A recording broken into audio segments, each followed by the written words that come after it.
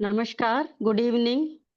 Indian section द्वारा आयोजित study class में सभी आत्मीय बंधुओं का हार्दिक स्वागत और अभिनंदन है। आज की वक्ता रिस्पेक्टेड सिस्टर विभा जी हैं। हम अपने सेशन का प्रारंभ यूनिवर्सल प्रेयर से करेंगे। O hidden life vibrant in every atom, O hidden light shining in every creature, O hidden love embracing all in oneness, may each who feels himself as one with thee know he is also one with every other.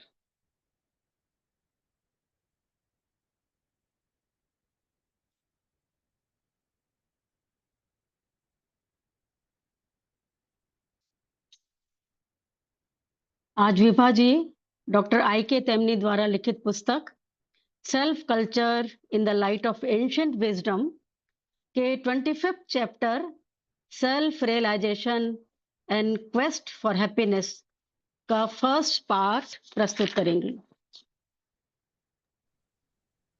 वैसे तो Vibha ji theosophical world में well known शख्सियत हैं, फिर भी वार्ताकार का परिचय देना जो है वो आवश्यक होता है। विभा जी एक प्रखर एवं विद्वान वक्ता हैं। वे वर्तमान में थियोसॉफिकल सोसाइटी की इंटरनेशनल स्पीकर एवं इंडियन सेक्शन टीएस की नेशनल लेक्चरर हैं। आपकी शैक्षणिक योग्यता इंजीनियरिंग के क्षेत्र में है और कंप्यूटर साइंस में आपकी विशेषज्ञता है, स्पेशलाइजेशन है। आध्यात्म के क्षेत्र में गहन रुचि एवं जिज्ञासा ने 2015 में उन्हें थियोसॉफिकल सोसाइटी का सदस्य बनने के लिए प्रेरित किया। वर्तमान में वह नोएडा लॉज की सदस्य हैं। आपके थियोसॉफी के गूढ़ ज्ञान के व्याख्यानों में विज्ञान तथा भारतीय ज्ञान परंपरा और प्रणाली के अंतर्गत उपनिषद, वेदांत, भगवत गीता का गहन ज्ञान समाविष्ट रहता है। आप अनवरत रूप से ऑनलाइन और ऑफलाइन वार्ताएं, स्टडी कैंप और पुस्तक का अध्ययन अध्यापन की प्रस्तुति करती रहती हैं और आयोजन भी करती हैं। आपने थियोसॉफिकल सोसाइटी के विभिन्न राष्ट्रीय एवं अंतर्राष्ट्रीय अधिवेशनों के मंच से वार्ताएं प्रस्तुत की हैं। अभी हाल ही में 25 जुलाई 2025 में 12th world Congress Vancouver Canada में आपने प्रभावशाली वार्ता प्रस्तुत की, जिसकी सबने प्रशंसा की। आपके लेख विभिन्न थियोसॉफिकल मैगजीन में प्रकाशित होते रहते हैं। विभा जी का यह दृढ़ विश्वास है कि स्व का रूपांतरण ही महानतम सेवा है। मैं अब विभा जी को व्याख्यान हेतु जो है निवेदन करती हूँ। Respected sister Vibha ji. Thank you so much sister Sushma ji, और सभी को नमस्कार। Thank you Pradeep ji for this opportunity today. Today आज हम ये जो आई के तेमनी जी की बुक है self culture in the light of ancient wisdom, इसका चैप्टर 25 उसकी स्टडी करेंगे। और चैप्टर का नाम है self realisation and the quest for happiness. ये बुक बेसिकली इंग्लिश में दी हुई है। ये सेशन भी मैंने इंग्लिश में ही प्रिपेयर किया है, मगर जहाँ भी आवश्यकता होगी और जैसा डिस्कशन होगा हम उसको हिंदी में डिस्कस कर लेंगे। बट बेसिकली इसको मैं इंग्लिश में ही स्टार्ट करूँगी। मैं आपके साथ अब स्लाइड्स शेयर कर लेती हूँ।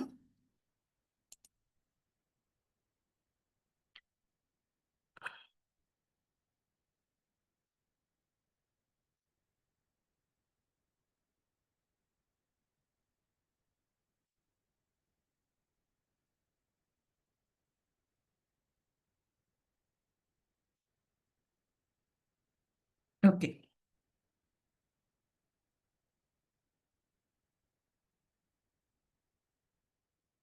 ये चैप्टर का जो बेसिस है, इसका बेसिस आईकी टेमनी ने ही एक कमेंट्री लिखी है योग सूत्र पे, जिस बुक का नाम है द साइंस ऑफ योग।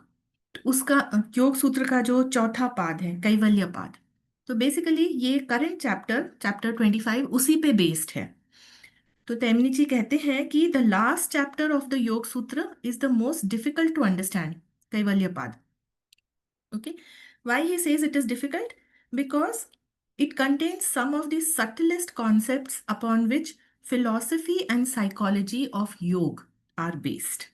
हम्म, ये महर्षि पतंजलि का योग सूत्र चैप्टर 4 कैवल्य पाद के बारे में कह रहे हैं, जो सेल्फ रियलाइजेशन यानी आत्म साक्षात्कार, इसके बारे में है। और कैवल्य पाद में बहुत सी सूक्ष्म अवधारणाएं हैं, वेरी सटल कॉन्सेप्ट्स, जिसके ऊपर योग की पूरी साइकोलॉजी और फिलॉसफी बेस्ड है। तो यहाँ वे बात करते हैं धर्म मेघ समाधि के बारे में। तैमिनी जी he speaks about Dharma Megha samadhi. It is the highest kind of samadhi, he says, and this samadhi takes the yogi completely out of the realm of mind and establishes him permanently and irreversibly in the realm of reality. Now, a point to note, दो चीजों की बात कर रहे हैं, realm of mind यानी मानसिक चेतना का क्षेत्र, और दूसरा वह जो वो कह रहे हैं realm of reality. So in theosophical literature, it is very well defined, the phenomenal worlds and the higher worlds, the worlds of reality. Okay. So worlds of reality, they are outside the realm of mind. And dharma makes samadhi establishes the consciousness of man in the realms of reality. That means higher than the realm of mind. मानसिक चेतना के क्षेत्र के ऊपर। Another point which I want to bring to your notice is that it is not only the realm of human mind. Human mind is there, of course, but also there is the universal mind. So the worlds of reality are even higher than the universal mind. That we have to keep in mind, okay, while we study this. Now, in that commentary on Yoga Sutra, Taimini ji has given the meaning of this dharma make samadhi. There are many interpretations in different philosophies and literature you will find up. But what he says is that this dharma makes samadhi, it burns up the seeds of sanskar. Sanskar, they are the latent impressions on consciousness from previous lives. So dharma makes samadhi, it burns up the seeds of sanskar and it unlocks the gates of the world of reality in which the Purush lives eternally. Purush is the consciousness. And so this I'm talking about from the book in Yoga Sutra, what I.K. Taimini ji has explained. He has mentioned there what is dharma make samadhi. He says that dharma is the innate nature of the world of manifestation. Okay, world of manifestation is the what we call the prakat jagat, manifested world. Okay, prakat jagat. It is maintained or it is created in that it is inherent the three gunas of nature, sattva, rajas, tamas. Okay, so these three combinations, sattva, rajas, tamas, is what gives the quality to the material world. It is called as dharma of the prakriti. Very small example I'll give you. धर्म, प्रकृति का धर्म क्या है? अब वृक्ष को लीजिए, वृक्ष का धर्म है छाया देना, जल का धर्म है प्यास बुझाना. Okay, a tree will provide shade, water will quench thirst. So this is the dharma of that material substance. That is what is meant by dharma of the innate world, innate in the world of manifestation. And what is the meaning of megh? Megh is cloud. Okay, so this innate dharma of the manifested world, it is like a cloud which is obscuring the reality. It is obscuring the real world. That is the meaning Taimini ji has explained in this book, Yoga Sutra, the commentary which he wrote.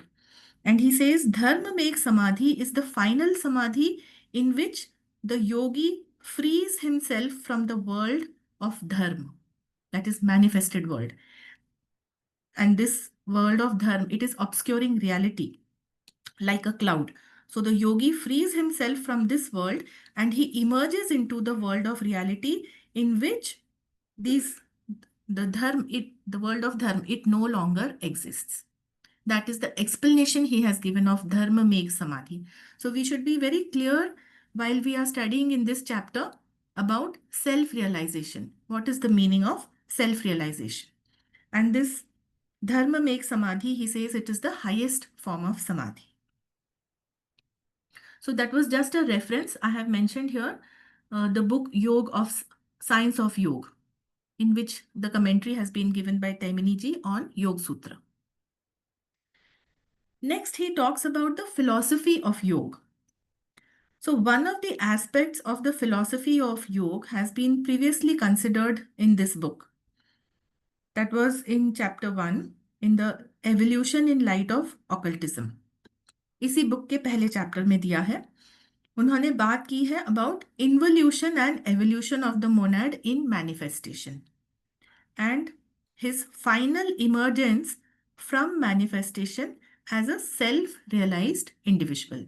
ये theosophy का बहुत ही well known cycle है, involution of spirit and then subsequent evolution, where the monad emerges as a self-realized individual. That is its emergence from manifested world through dharma make samadhi. Consciously he achieves, he returns to his source. So emergence from manifestation as self-realized individual who can remain centered in the realm of reality. Okay, he will not fall from that realm. His consciousness will remain centered in the realm of reality. Realm of reality, we said, are the higher three cosmic planes. They are the Arup world. Okay.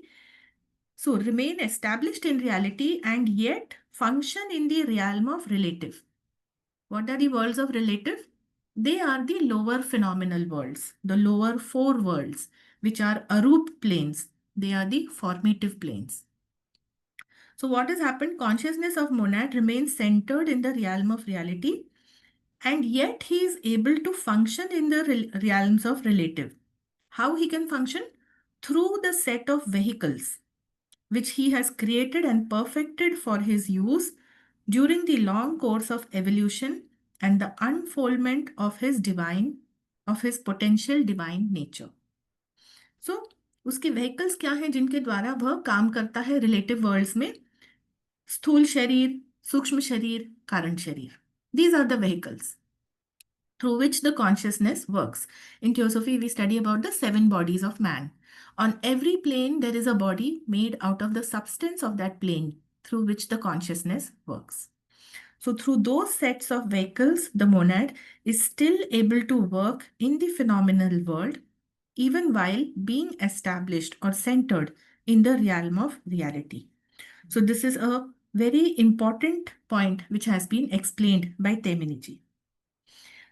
This whole cycle of the monad has been described by Madame Blavatsky as the cycle of necessity of the pilgrim in Secret Doctrine Volume 1 in the Fundamental Propositions. She mentions pilgrim is the monad and this whole journey is his cycle of necessity. Now Teminiji says that this is just one aspect of the yoga. Okay, this is the philosophy of yoga. And the complete philosophy of yoga, it has a much wider scope.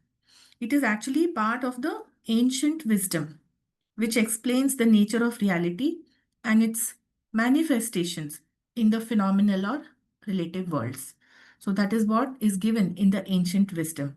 And therefore, when we speak of yoga or the yogic philosophy, the whole occult doctrine is its basis. Okay, we just can't say that only one part or only the constitution of man. No, it is the entire ancient wisdom, which is the basis of yogic philosophy. Now, Teminiji is saying this because he wants us to know that it is a very vast subject. We cannot narrow it down to one stream of knowledge.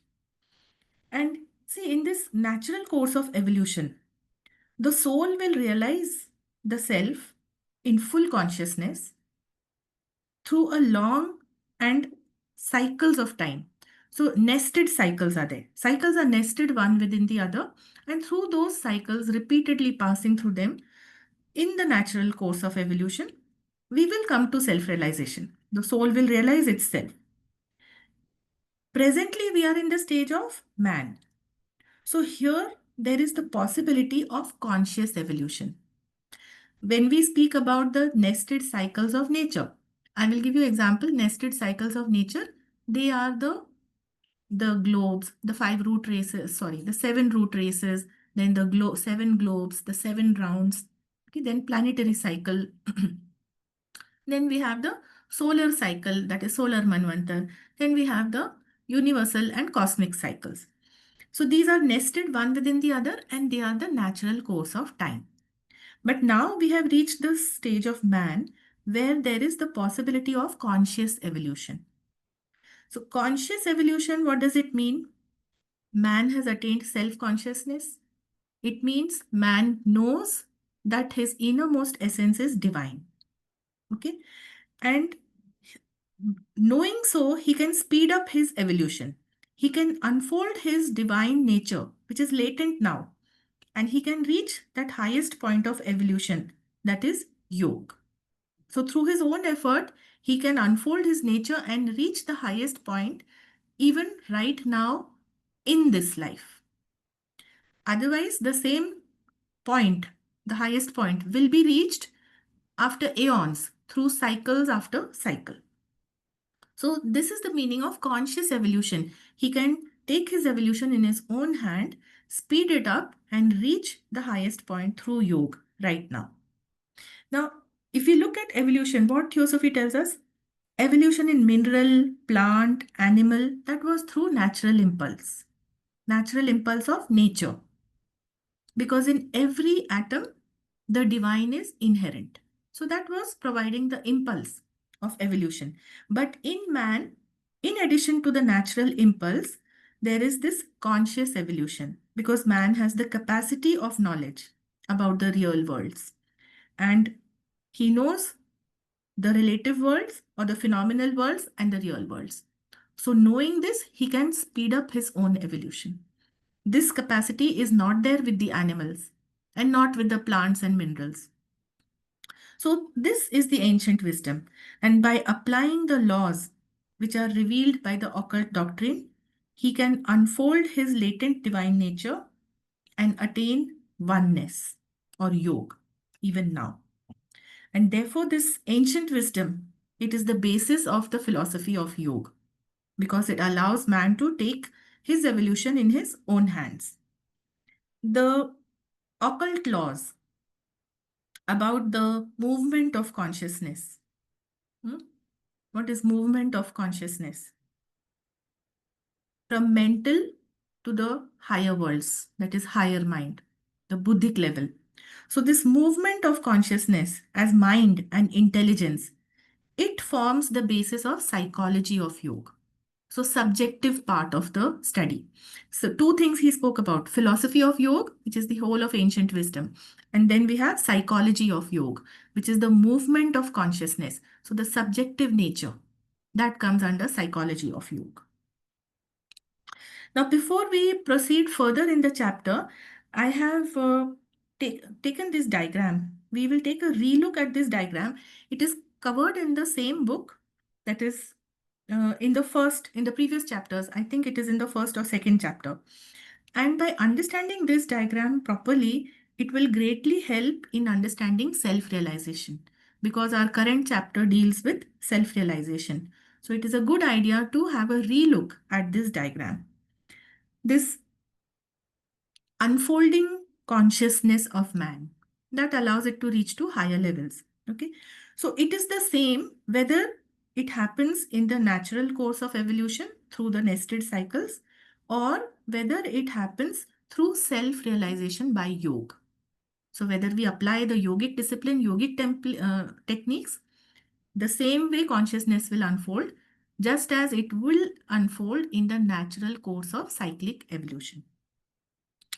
So, what is shown in this figure? The consciousness of man unfolding in evolution. It is also applicable to rising of consciousness in samadhi. So it will help us to understand samadhi, dharma make samadhi, or self-realization. Now in this diagram you see this circle, it is the circle of personality. It's mentioned here, personality. Personality, it represents the limited working of consciousness through our physical body, the astral body, and this lower mental body. So this is our natural day-to-day life, physical, astral, mental. These are the three planes in which we are constantly, there is the movement of our consciousness. Now, samadhi can be attained in the higher mental, buddhic, or atmic planes. So this is mental body, lower mental, higher mental, buddhic, and atmic. These are the planes. When the consciousness rises here, then samadhi is obtained. Now, in the same book, there is another diagram which I am showing here. It is a complement to the diagram which we saw previously.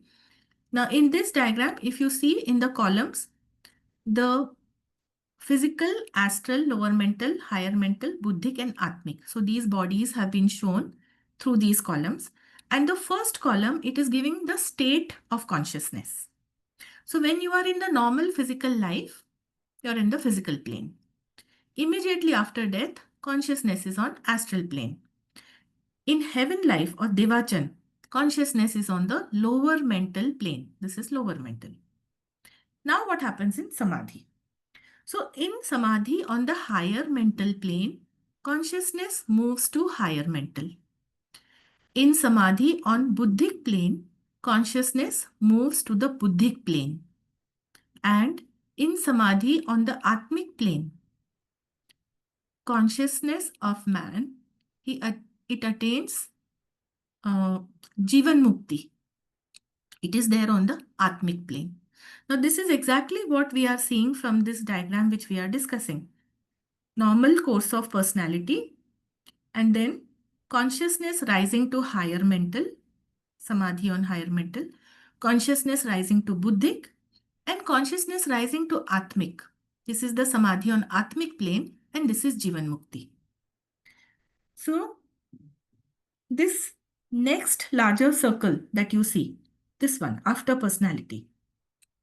This next larger personal circle, it is called the circle of individuality. And this individuality, it is working through the Atmic, Buddhic, and the causal bodies. And of course, it includes the personality. This is the personality. Okay. So what does it mean? The individuality means the person has attained a conscious existence in Atma, Buddhi, Manas. Now our day-to-day life, we are working consciously only physical, astral, lower mental. But when we attain a conscious existence in our Atma, Buddhi, Manas, then we are established in our individuality. So that is this larger circle, which includes our personality. Now we move to the third circle, which is the monadic consciousness. So it is the largest circle shown here. This third circle, it represents the far wide consciousness of monadic consciousness. And it includes inside it the individuality and the personality. Now this monad, this is the circle of monadic consciousness. Monadic consciousness, it is rooted in the Adi plane. These are the cosmic planes. So it is rooted in the Adi plane. And it has its center of consciousness on the Anupadak plane. This is the Anupadak plane, that is the sixth cosmic plane. Okay, Adi is seventh, sixth cosmic plane. So consciousness of monad is rooted in the Anupadak plane. And it is overshadowing and influencing the individuality on the Atmic plane. This is the plane of Atma. So you can see here this dotted line has been made. The consciousness of monad is overshadowing and influencing the Atmic consciousness. Now, monad, we said, it is centered in the Anupadak plane here. Therefore, it lives beyond time. It lives in eternity. This plane is the plane of eternity. In fact, these are the worlds of reality, plane of eternity. So it is centered here. It lives beyond time. It lives in eternity. And these worlds of reality are reached when dharma make samadhi takes place. So the anupadak plane and the higher planes, they are the worlds of reality which are reached in dharma meg samadhi. Okay. Now monad, he is said to be one in essence with the solar logos. You can see after this monadic consciousness, after this circle, you have the next circle which is representing consciousness of the logos. Consciousness of the logos, it encompasses all planes. So it is the outermost circle. Okay, there is no boundary actually because it is infinite, it is unbounded. But still, just to show it in the diagram, we have shown it as a circle, the logoic consciousness. So the monadic consciousness or the monadic essence, this monadic essence, it is one with the logoic consciousness, with the solar logos. The monad, he is a ray of the divine. These are the rays of the divine sun. And he is contained within the all-inclusive consciousness of the monad. So this topmost point, it represents the divine sun. And the monad is a ray of the divine sun. And its consciousness is one with that consciousness of the logos. Now, what we mentioned earlier, that dharma makes samadhi, it takes the yogi completely out of the realm of mind, whether it is human mind or whether it is universal mind. Okay, so that is a tricky point. And it establishes him permanently and irreversibly in the realm of reality. Okay, so personality is the circle of personality. This is the realm of human mind. This, the mental plane. Individuality is the realm of universal mind. So when we go to this realm, when we are conscious in individuality, we can expand up to the universal mind. Okay, so it is still a mental world. Because why is it a mental world? You really need to think why we say that even an individual, when he's a Jivan Mukta, he has attained conscious existence in Atma Buddhi Manas, but he is still in the mental world. Because this Atma Buddhi Manas, what is it? It is the Manas Putra. It is the mind-born son of Brahma, which has been born into this tabernacle of the personality. But when we speak about the monad, this consciousness, then monad is centered higher than the realm of mind. Monad is centered in Anupadak plane. It is higher than individuality, higher than even the universal mind. So when self-realization takes place, or what we say as dharma makes samadhi, it can be thought of as attaining the monadic consciousness. That is the meaning of dharma makes samadhi or self-realization. Okay. So this is what I wanted to bring. If we are clear about this diagram and the levels of consciousness, then it will be relatively easy to understand this chapter. And constitution of man and samadhi, I have already explained. So we will move to the psychology of yoga. Here we come back to our present chapter 25. Okay. Now here Taimini is speaking about the psychology of yoga. So psychology of yoga, it is also related to the wider scope of ancient wisdom because even the philosophy of yoga is related on ancient wisdom. And there are many different schools of thought. So they have evolved their own particular systems of yoga. On the outside, they might appear different. But in the broad outline of yoga, the essential character of yoga, it is practically the same. It is practically what we have discussed now, that how the levels of consciousness rise from personality to individuality to monadic consciousness. So that is the essence, and it is the same. Okay, whether you follow any school of yoga, this is what happens to the consciousness. And we know the well-known different paths of yoga. There is Raj Yoga, Bhakti Yoga, Gyan Yoga, Karma Yoga. Okay. There are also other kinds of yoga which are not so prevalent.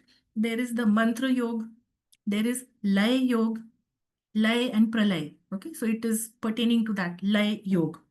But ultimately, aim in all the cases is to unite the individual consciousness with the divine consciousness. And for that, always keep that diagram in mind. The three circles of personality, individuality, and monadic consciousness.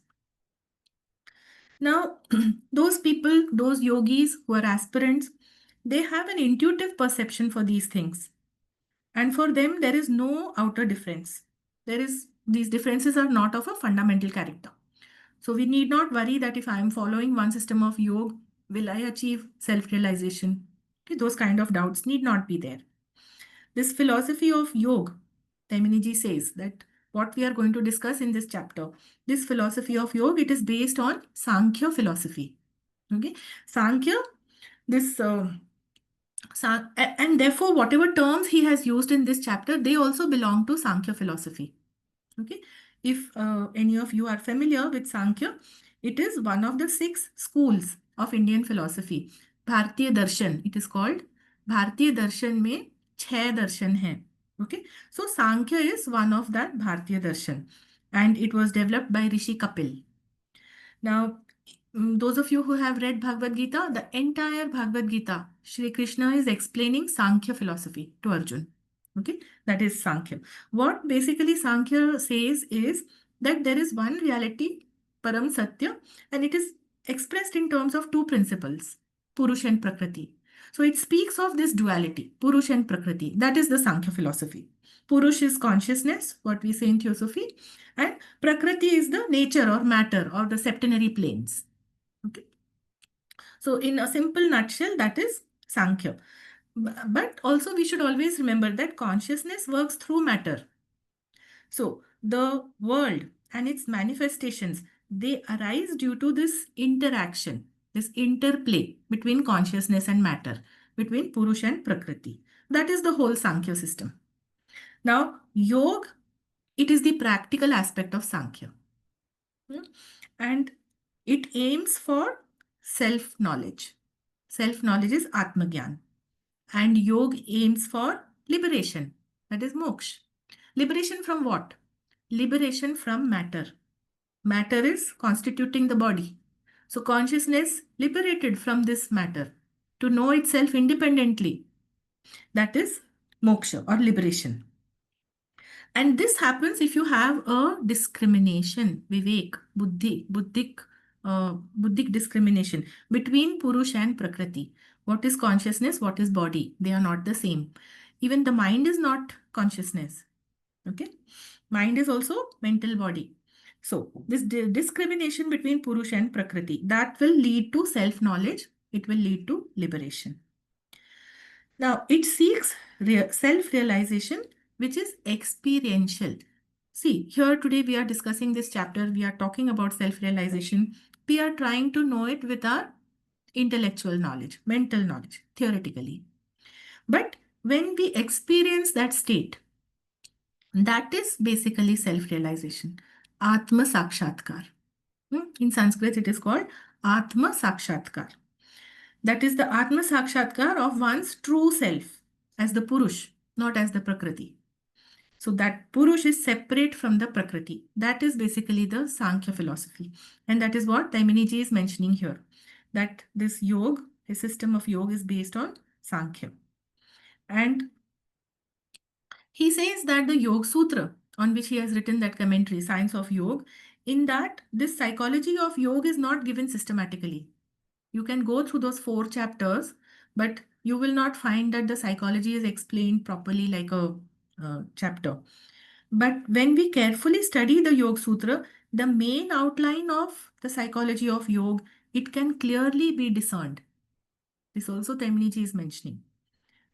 So when you study that science of yoga, if you do it really carefully, you will be able to understand this outline of psychology of yoga. And this psychology, it can be formulated as a complete and self-sufficient system. Okay, so that is the psychology of yoga, which you can understand from the book Yoga Sutra of Patanjali, on which the commentary by I.K. Temniji is the Science of Yoga. But at the same time, this psychology of yoga, it is not at all related to modern psychology. This is also what Temniji mentions.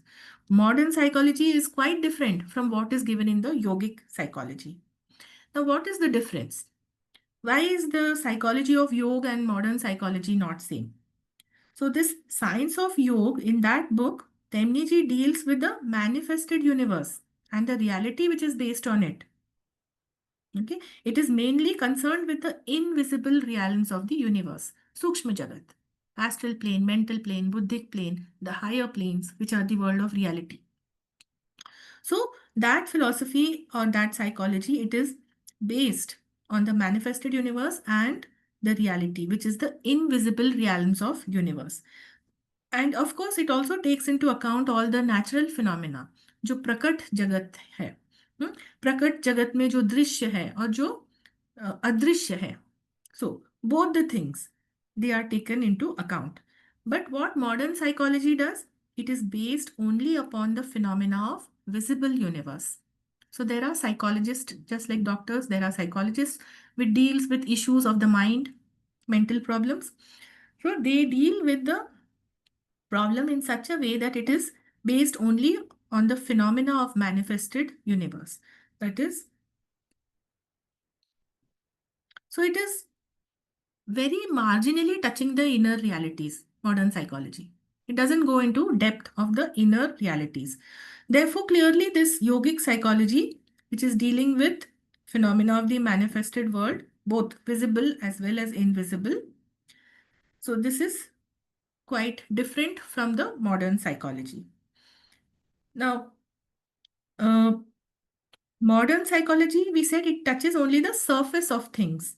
स्थूल जगत की केवल ऊपरी सतह, वहीं तक उसकी पहुंच है. And it does not dive below the surface. And therefore, Temniji mentions that these two, that is yogic psychology and modern psychology, they have nothing in common. So when we are studying this chapter, we are not going to try and establish or reconcile. We don't want to reconcile these two philosophies. We will just agree to disagree for the time being. So this has been clarified by Temniji. So now he begins the chapter actually.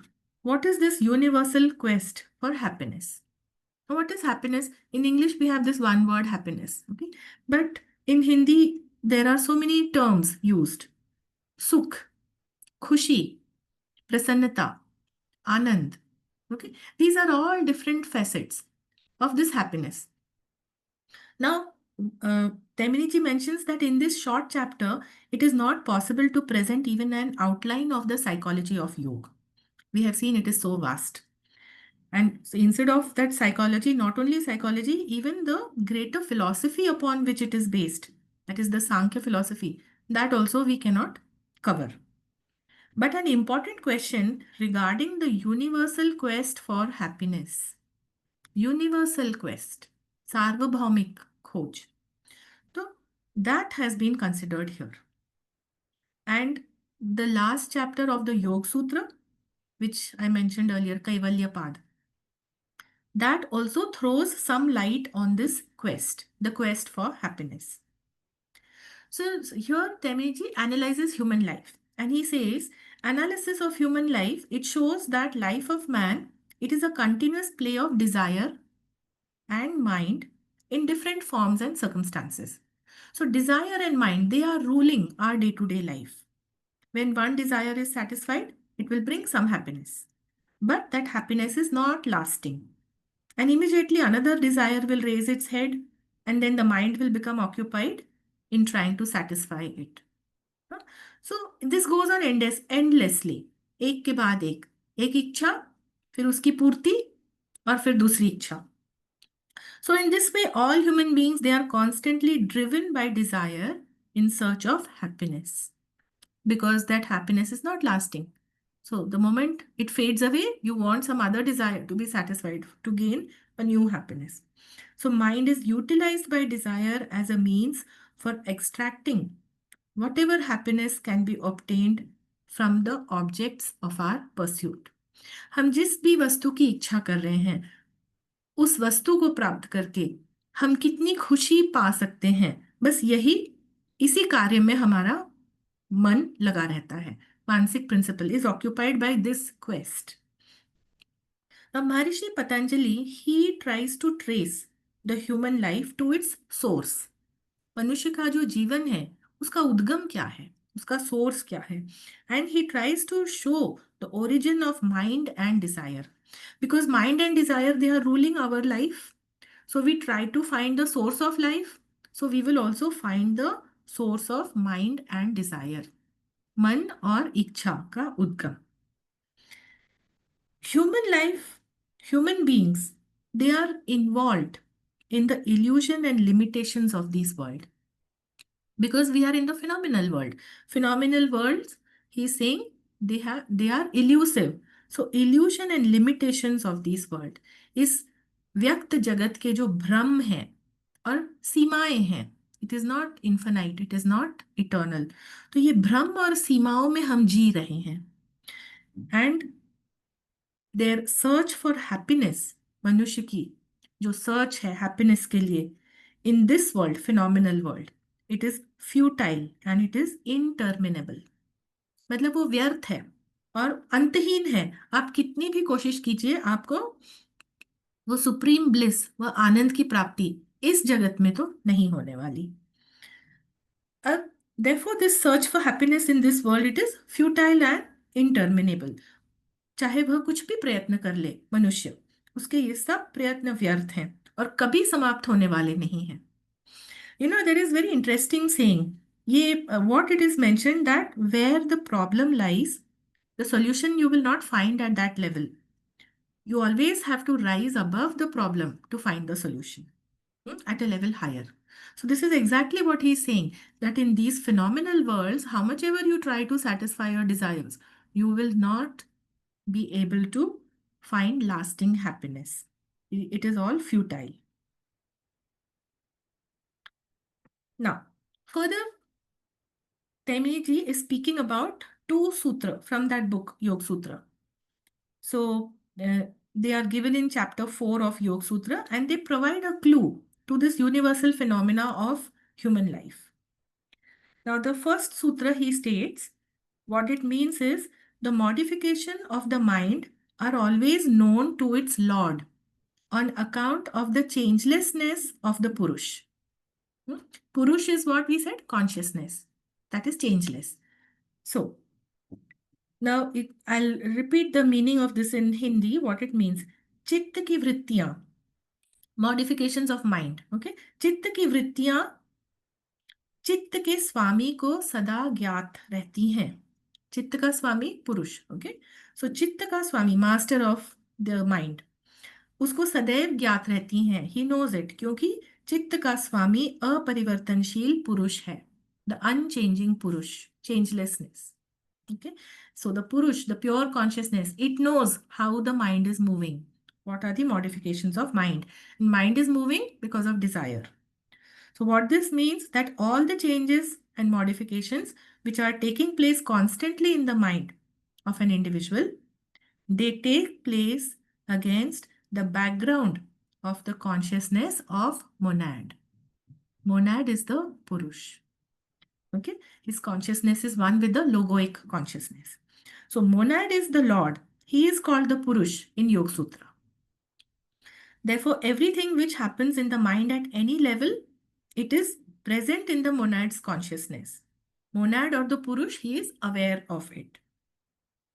Then another verse Taimini has given, verse number 24, in which he states, though the variegated or innumerable vasana, it, meaning the mind, acts for another, meaning the Purush, because it always acts in association.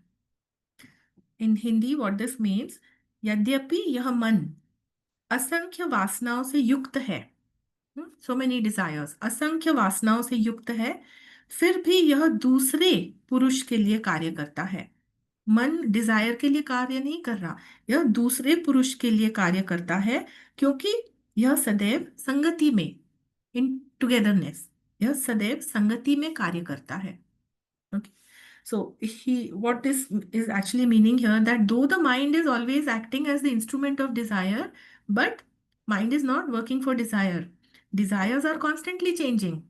The mind cannot really be acting for desire. It must act for something which is constant and which is in association with the mind all the time.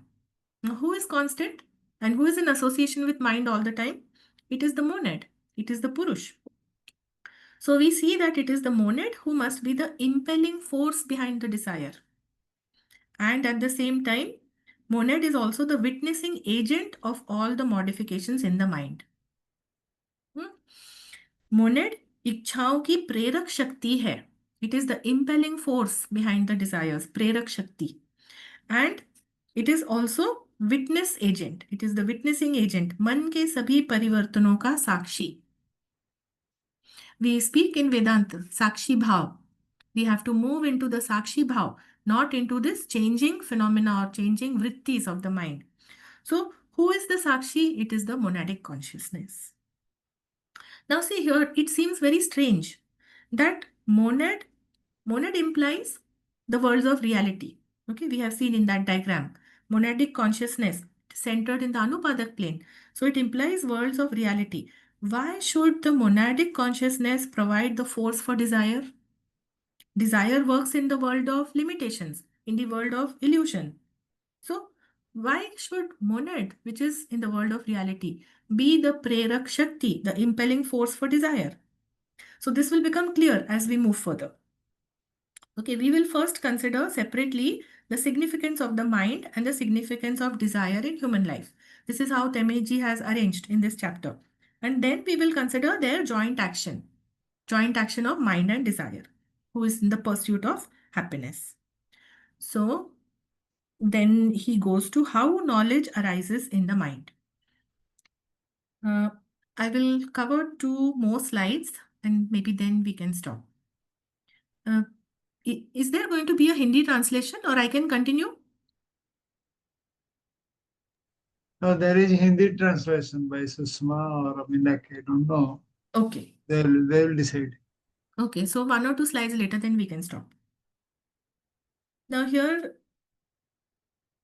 Teminiji has explained that the yogic psychology, how it explains about knowledge, how knowledge arises in the mind.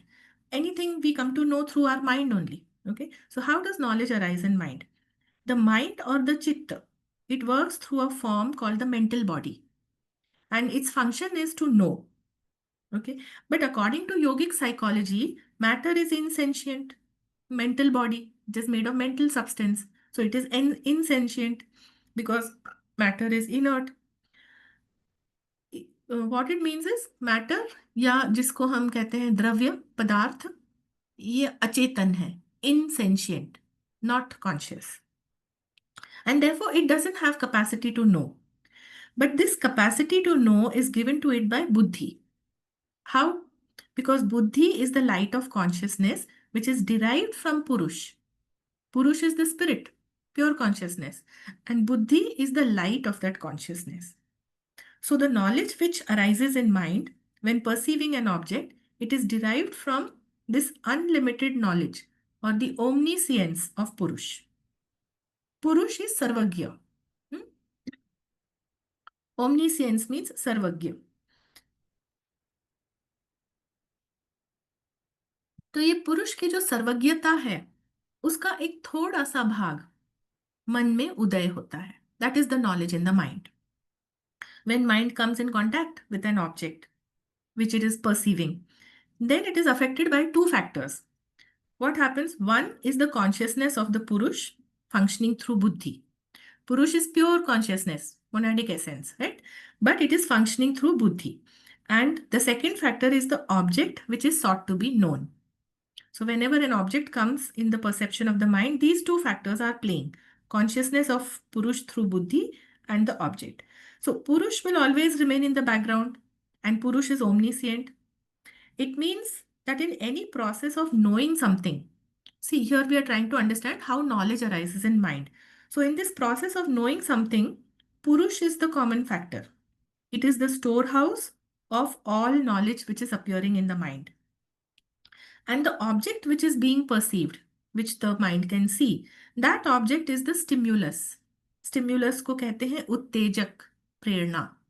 So it is the stimulus which arouses a limited response from the Purush.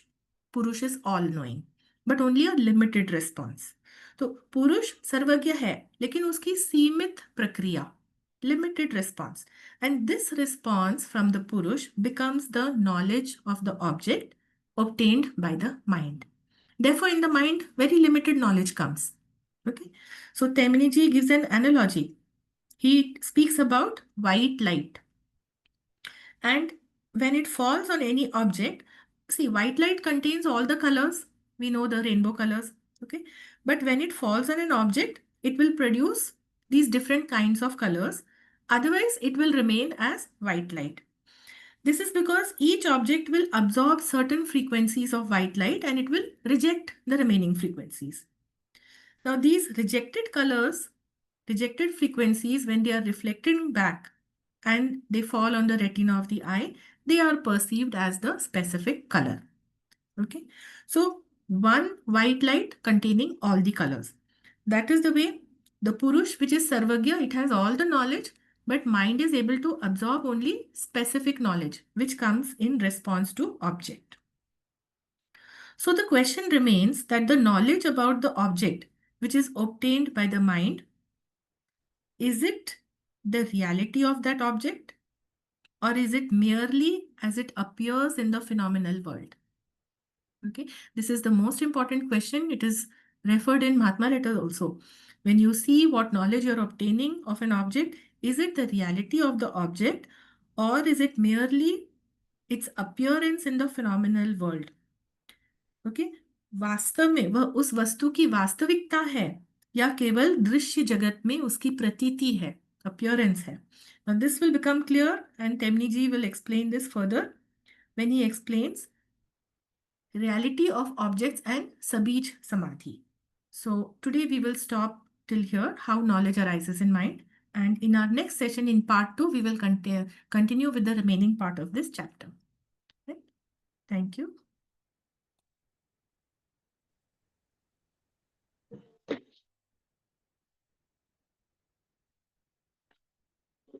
Thank you Vibha ji, आपका insightful और excellent presentation के लिए. आपने विषय को बहुत विस्तार और स्पष्टता के साथ व्यक्त किया. अब जो है वो मंच खुला है. मैं सदस्यगणों से आमंत्रित करती हूँ कि यदि उनकी कोई जिज्ञासा है तो विभा जी से पूछ सकते हैं, और कुछ वो जोड़ना चाहते हैं तो दे आर मोस्ट वेलकम.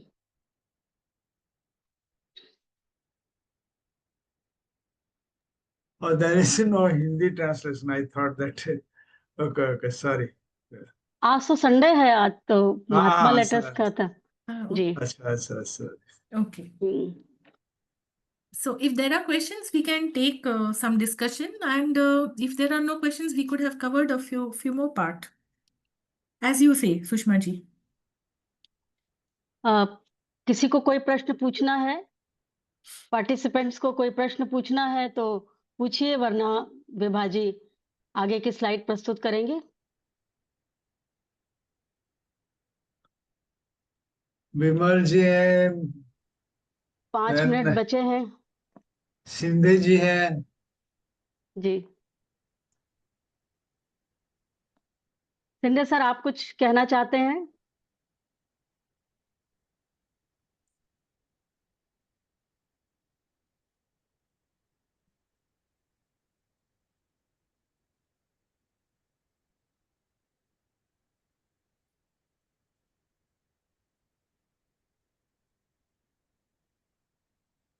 कोई यदि नहीं कुछ कहता तो मैं 2-3 शब्द में बात कह के फिर हम लोग क्लोजिंग प्रेयर करें. जी. हाँ, ठीक. हाँ, विभा जी ने सबसे पहले बताया कि जो है एक फिनोमिनल वर्ल्ड है और एक वर्ल्ड ऑफ रियलिटी है. तो हमको इसमें दोनों में जो है एक योगी काम करता है, और धर्म में समाधि जो है वो संस्कार के बीच समाप्त कर देती है. और सबसे पहली बात उन्होंने सबसे इंपॉर्टेंट बात बताई कि जो धर्म में समाधि है वो हाईएस्ट फॉर्म ऑफ समाधि है, और जो सेल्फ रियलाइज्ड इंडिविजुअल है वो रेल्म ऑफ रियलिटी में रहते हुए भी रेल्म ऑफ रिलेटिव यानी सापेक्षिक जगत में कार्यरत रह सकता है। ये सबसे इंपॉर्टेंट पॉइंट उन्होंने मेंशन किया था कि सेल्फ रियलाइज्ड इंडिविजुअल जो रेल्म ऑफ रियलिटी में रहते हुए भी यानी समाधिस्थ अवस्था प्राप्त करने के बाद भी वो रेल्म ऑफ रिलेटिव वर्ल्ड में कार्यरत रह सकता है और धर्म में समाधि योगी को स्थायी रूप से वर्ल्ड ऑफ रियलिटी में ले जाती है। और बहुत सी बातें कही थे जो बहुत स्पष्टता के साथ कही है, लेकिन फिर भी किसी को कुछ और जोड़ना है या कोई प्रश्न पूछना है तो आमंत्रित है, अन्यथा we will proceed for closing prayer.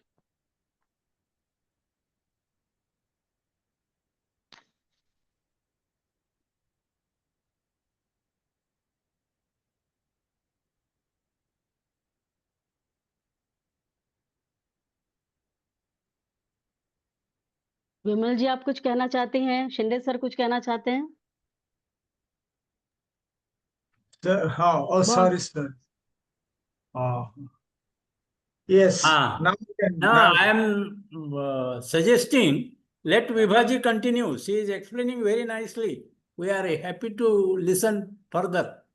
No, sir, it is time now. We can, It's 7 o'clock. 3-4 minutes है तो you just Okay, share. okay. 3-4 minutes. हाँ. Hmm. Already no question as such. If Vibhaji has any question, she can raise the question and answer. No, sir. Thank you for your encouraging response on this. I do not have any questions, but I was reading some comment, and there is a comment by Sudeep Kumar Mishra ji. He talks about modern psychology. So very nice, and thank you for bringing this to our notice because I'm not a student of psychology. And he has given modern psychology is a science of organism behavior. Okay. So modern psychology has nothing to do with consciousness. It doesn't go into that subjective part or the mind. And he has done a class on psychology. So he is naturally more knowledgeable about what modern psychology is. And here Temni ji has taught or he's speaking about yogic psychology.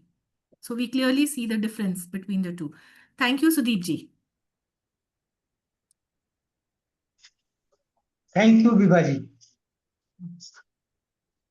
Okay.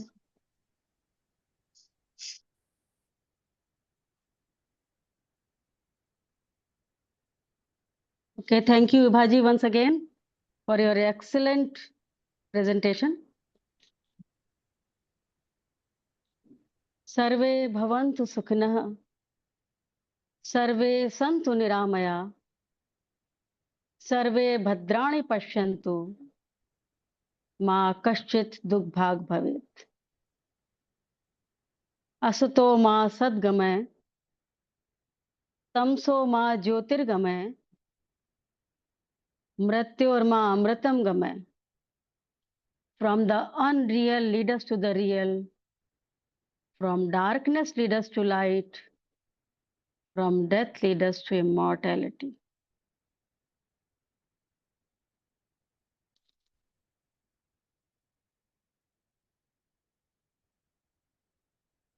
Thank you.